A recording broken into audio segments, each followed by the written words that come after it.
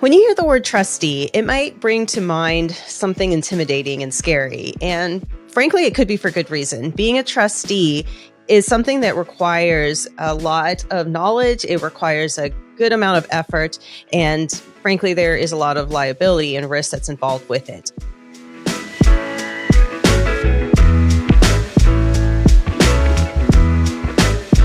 You're listening to Your Life Simplified, and I'm Valerie Escobar, Certified Financial Planner. Today, I will be joined by Cindy Bozik, National Managing Director of Trust Services.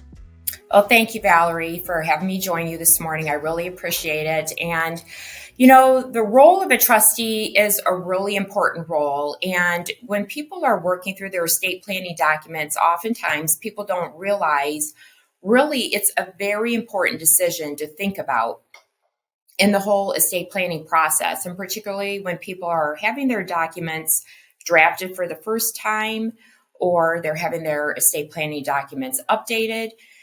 People think, oh, you know, the trustee, I can name a child, I can name a friend. And often people don't put a lot of time and effort into who they want to name. Often it's a fast decision that's made while they're sitting down with their estate planning attorney. But as we talk today, I want to share some things that I've learned through my years of experience working both as an estate planning attorney, drafting documents, and through my years working in the trust industry, both as a trust officer and then managing other trust officers as well, and a lot of things that I've learned through those years. Perfect. And that's exactly what I was hoping to hear, just in lots of examples. I think that's always a great way to understand. Really that first question that I wanted to ask is, what exactly is a trustee? So a trustee is a person that's named within a trust document that has the legal responsibility to act under the terms of the document. They actually have legal title to the assets of the trust, and they're given the responsibility to manage the trust according to the terms of the document. And a trustee is actually given a lot of responsibility. I mean, they're truly a fiduciary. And many people don't know what a fiduciary is. So let me take a step back. And so a fiduciary is either a person or it can also be an organization. And they're acting on behalf of another person. And they're supposed to be putting the client's best interests ahead of their own to protect and preserve the assets for the good of the trust. And they have both a legal and an ethical responsibility to act in the best interest of others. Which is it blows my mind that everybody's not a fiduciary, by nature. It's just, it feels very fundamental. And, with my own, I'm a certified financial planner. And so that is definitely an underlying tenet of the way I practice. But yeah, I mean, it's a very serious obligation, I think. It definitely is. And sometimes, like when I think about all that responsibility, you realize that there's a lot of weight that is placed on you in that role. Yeah, for sure. And so, as when you're deciding, like you said, sometimes it's this last second consideration, or they asked you a question and you're, when you're talking to your attorney, who's the trustee, and you don't really think about it. But if we do take a step back and, really think on it, what are some good tips or what key considerations that you should take into account when selecting your trustee? Well, first of all, I want, people to think about there's options. You don't have to name just one individual. You can have a couple of individuals acting. So you can have what we call co-trustees, people working together to make decisions and putting their heads together and making the decisions together. Because sometimes it's hard for one person by themselves to know exactly what to do. You can name an institution, a corporate trustee, to act. A lot of times people find it beneficial to have an individual to act together with a corporate trustee so that you can have all the heavy lifting, a lot of the difficult work, such as the accounting, the investment management, the tax work done by the corporate fiduciary, but then having the individual trustee act to provide a lot of that very helpful information, such as like the family dynamics, what's going on with the day-to-day beneficiaries being provided to the individual corporate trustee so that that information that you need to make some of those important decisions around distributions is being provided to the corporate trustee.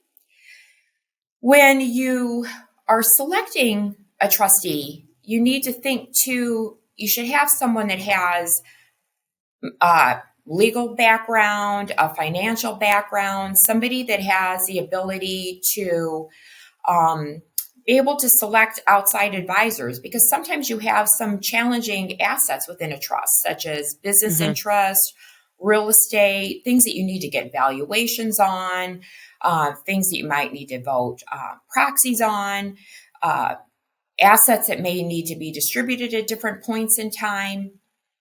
A lot of things that, many people don't even know how to handle on a day-to-day basis.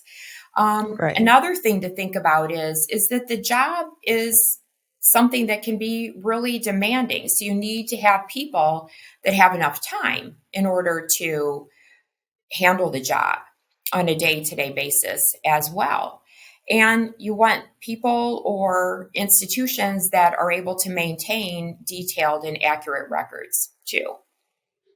Yeah. And so I think that the one thing that you said that I thought was really interesting is you were saying, you have a corporate trustee, but then you can also have a co-trustee as a human I'm sorry, as a person to kind of bring that human touch to it. And they understand the day to day of what's going on. But there is a lot that goes into it. And so, every now and then I'll hear, my daughter does her own taxes. So she definitely is able to be a trustee.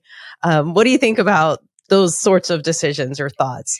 So that is something that I would hear very often when I was actually drafting estate planning documents, or when I would be meeting with clients that I was reviewing their estate planning documents.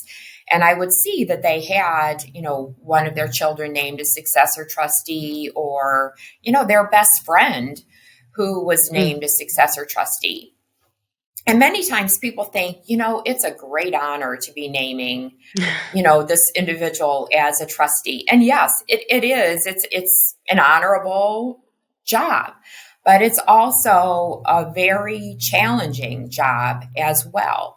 And when you're naming someone, it's really important to have a discussion with that person before you place them in the document to make sure that that individual understands what the responsibility is, that they're willing to take it on, and that they have enough time as well. So let's take the example of naming one of your children.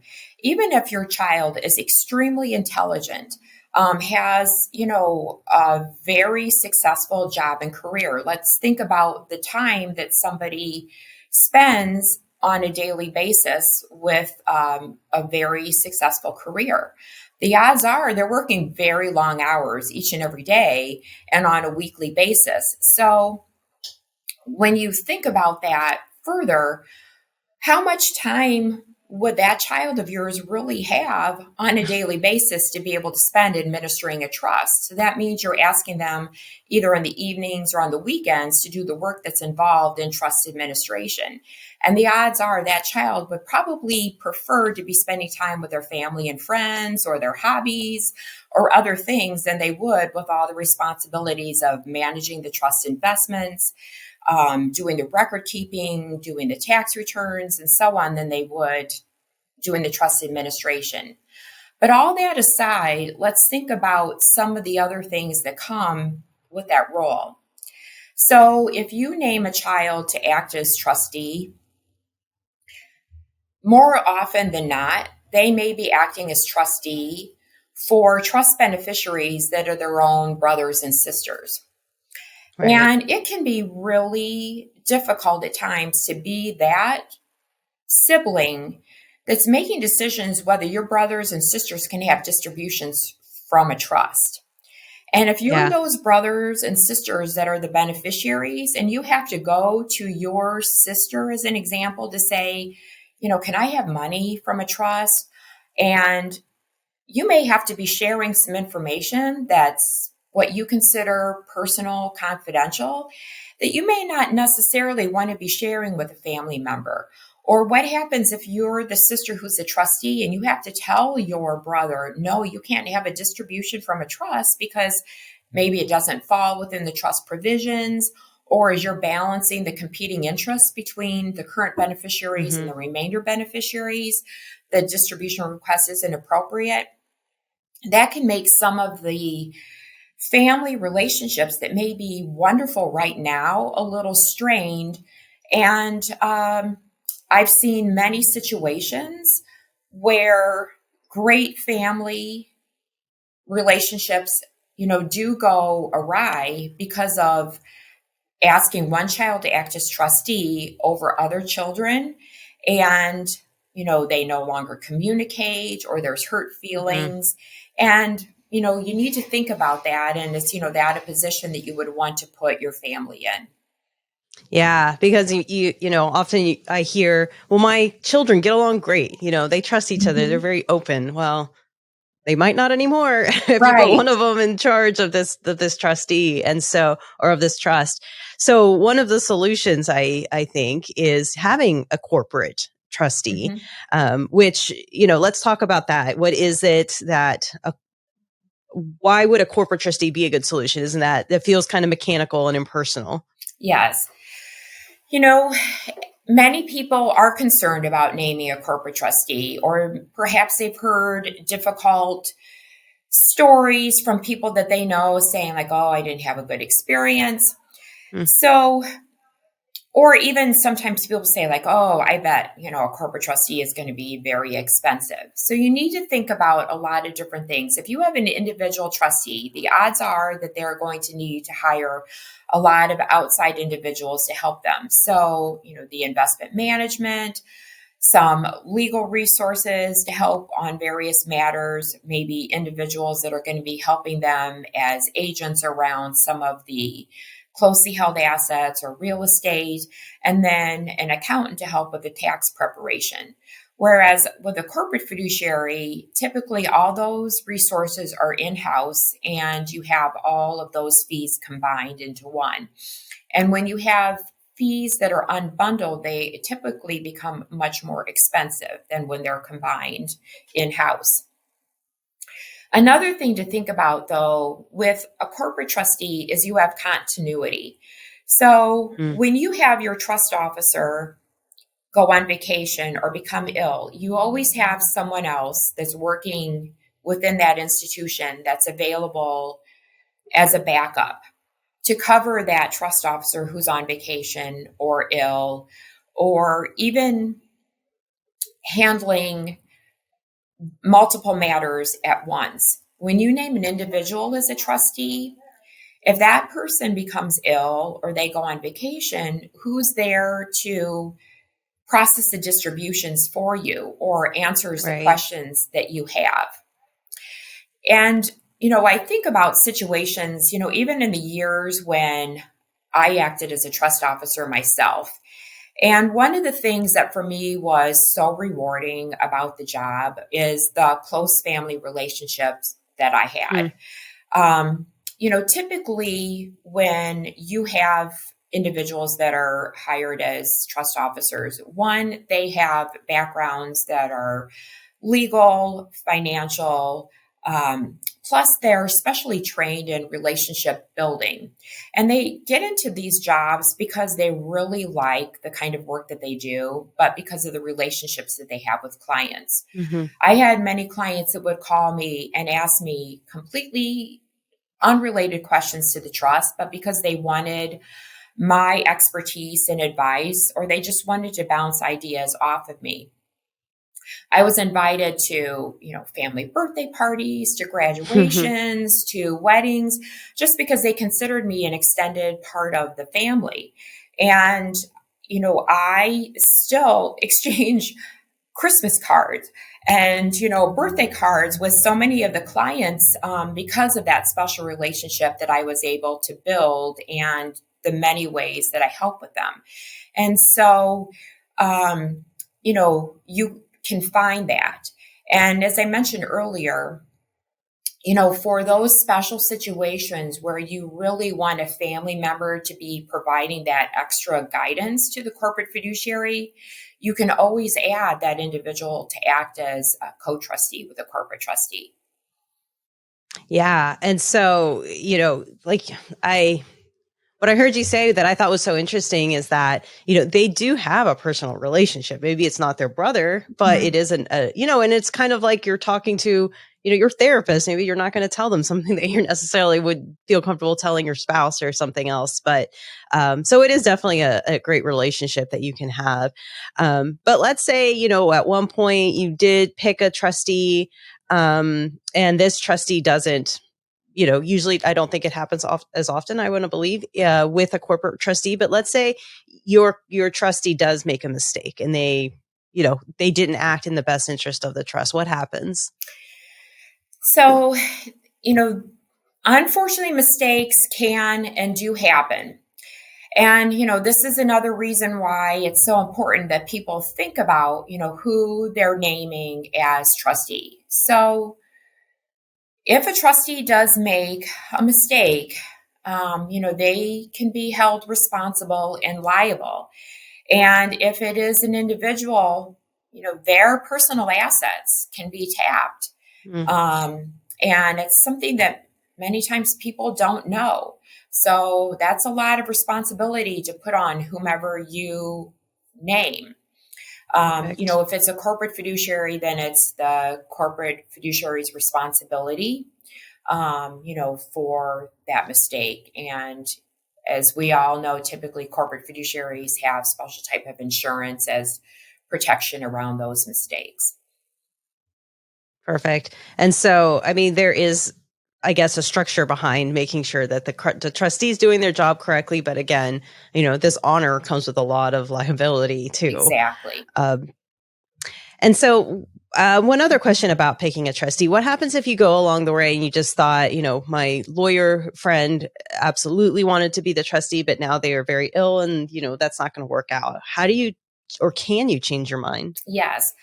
Well, there's different types of trusts. And so if your trust is revocable, the great thing about that is you can change your trust as many times as you want up until the point that you become incapacitated or until you pass away.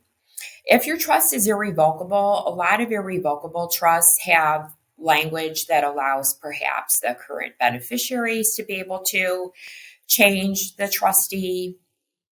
And then according to various state laws, many state laws now allow for changes according to what we call either a virtual representation agreement or a family settlement agreement. There's always possibilities too with state laws to be able to petition the court as, last option as well.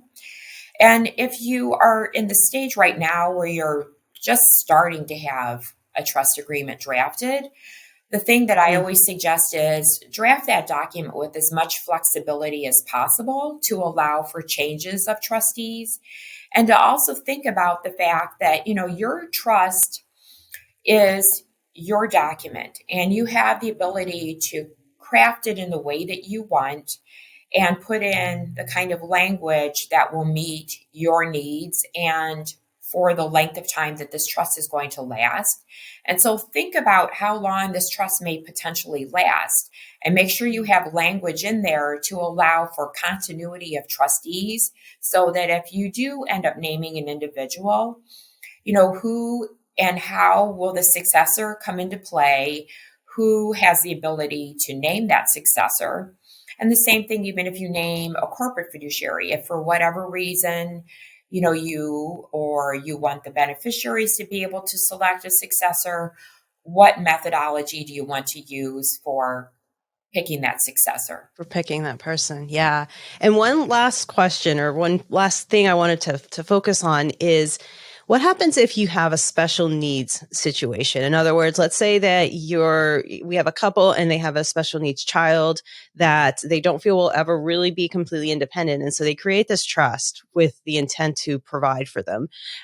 But they want to have a trustee because that, will take into consideration of those things. And maybe even they have a need for services specifically for that child, and as an adult, and that's beyond the scope of what quote unquote normal trustees might do. Mhm. And so how does a person solve for that?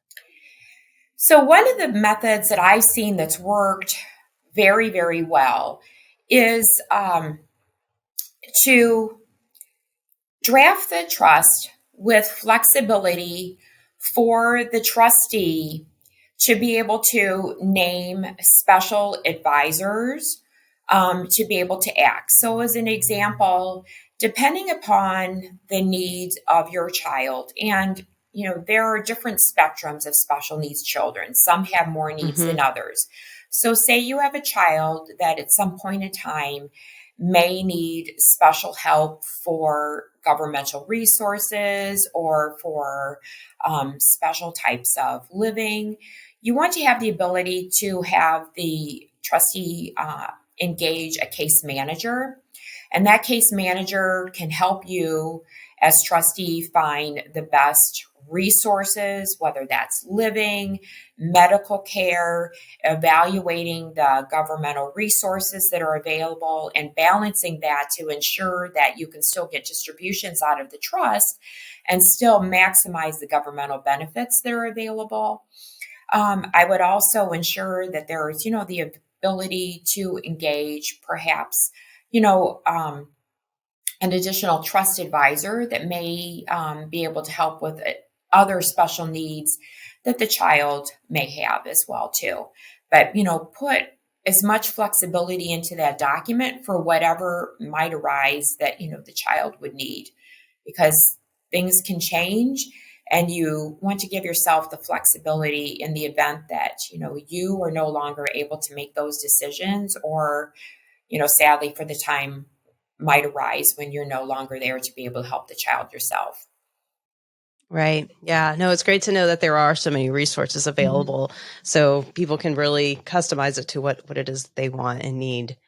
Cindy, thank you so much for being with us today. It was a pleasure having you. Oh, thank you so much. And so one last thing that I did just want to add is that, as we're talking about today, selecting a trustee is, it's an important and big decision to have. And it's something, to think about.